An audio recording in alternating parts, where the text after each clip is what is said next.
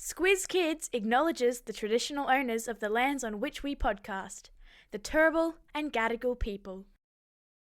Squiz Kids! It's your daily news fix. Fun, free, fresh.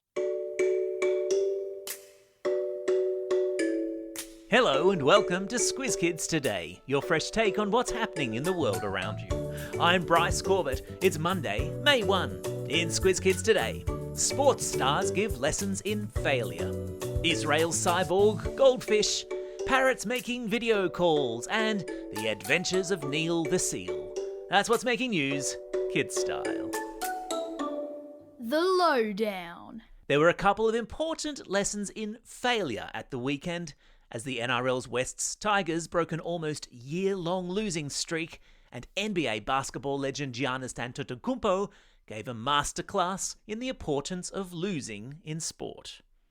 For West Tigers fans, there were celebrations in the New South Wales town of Wagga Wagga on Saturday night as the boys in black and gold broke a 12-game losing streak to beat reigning premiers the Panthers in a soggy thriller.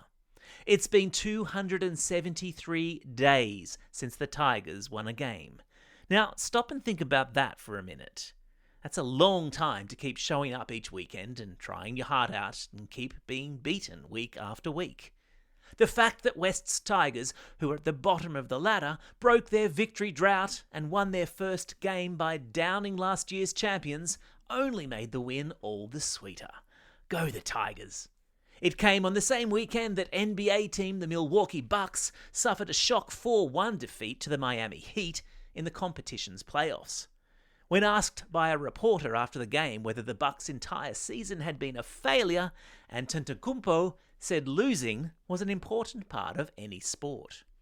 Giannis said that just because Michael Jordan, widely considered the greatest of all time, only won 6 championships in the 15 years he played basketball, didn't mean that the other 9 years were a failure.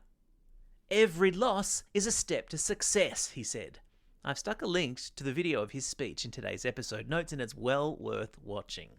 Because if any of you who play weekend footy or netball will know, sometimes these things happen in cycles. Sometimes you've got to cop the losses on the chin and focus on the fact that you're developing your skills in the meantime and getting better with the practice.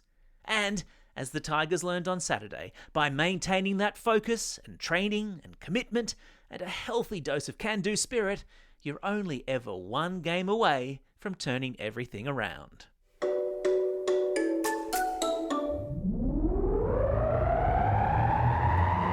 Spin the globe. Each day we give the world globe a spin and find a news story from wherever it stops. And today we've landed in Florida, in the United States, where pet parrots have been video calling one another to keep their spirits up.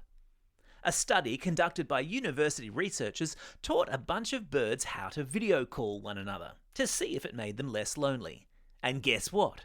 Birds that were able to chat to one another on FaceTime were less lonely. Duh, I could have told them that. In the wild, parrots live in large flocks. Hands up if you've seen the animated movie Rio. So sometimes when they're alone in cages, they can feel lonely. The university researchers gave the parrots in the study a tablet each and taught them how to dial a feathered friend for a chat. Apparently, parrots were observed singing, hanging upside down, and there were even instances of birds showing other birds their toys. Sounds like a cute fest to me. Animal Kingdom. Neil the seal has been returned to the ocean, and the people of Hobart are missing him already. Neil's adventures began late last week when he flopped up onto a beach in Hobart and made his way across a couple of roads to take up residence in a park where he decided to sunbake for a few hours. Showing no interest in heading back out to sea, Neil, the juvenile elephant seal, then proceeded to hang around, explore the suburb of Kingston, and appeared to not be in the least bit perturbed by the many hundreds of locals who came out to photograph him. In fact, Neil became such a tourist attraction, locals had to put up signs near Neil, advising people he was still a wild animal and a careful distance needed to be maintained at all times. Wildlife officers eventually coaxed Neil back into the sea, but not before locals created an Instagram page for him, and I've stuck a link to that in today's episode notes. And if you take a look, Bear this in mind. Neil is currently only a teenager. When he is fully grown, he could weigh anywhere up to 3,500 kilograms. That, my friends, is a whole lot of blubber. Weird science. And so to Israel we go, where scientists have created a cyborg goldfish in the name of research. So, what's a cyborg? The word is what's called a portmanteau, when you stick two words together to get one. In this case, the two words are cybernetic and organism. So, a cyborg goldfish is part goldfish and part robot. Take a look at the photo I've stuck in today's episode notes. It's totally weird. The fish has a funny box on its forehead, which researchers have attached to measure how fish brains work, and specifically how they navigate underwater. I hope they don't discover along the way that goldfish are plotting to overthrow humans. That's the last thing we need. Time for the quiz. This is the part of the podcast where you get to test how well you've been listening. Question number 1. Until this weekend, how many days had it been since the West's Tigers had won? Yeah, well done if you got this one. It was 273 days. Question number 2. In which country have researchers created a cyborg goldfish? Yeah, that's right, it's Israel. Question number 3. What kind of a seal is Neil the seal? Yes, that's right, he is an elephant seal.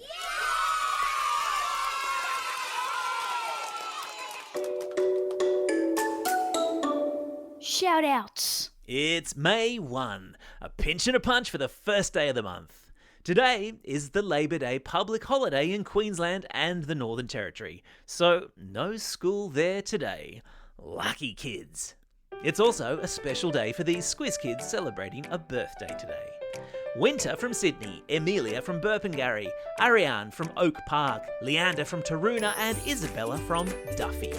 And belated shout-outs from last week we're still making our way through go to Luca from Katara South, Tegan from Kalgoorlie, Lila and Omi from Canberra, Angus from Launceston and Kanzir from Quakers Hill.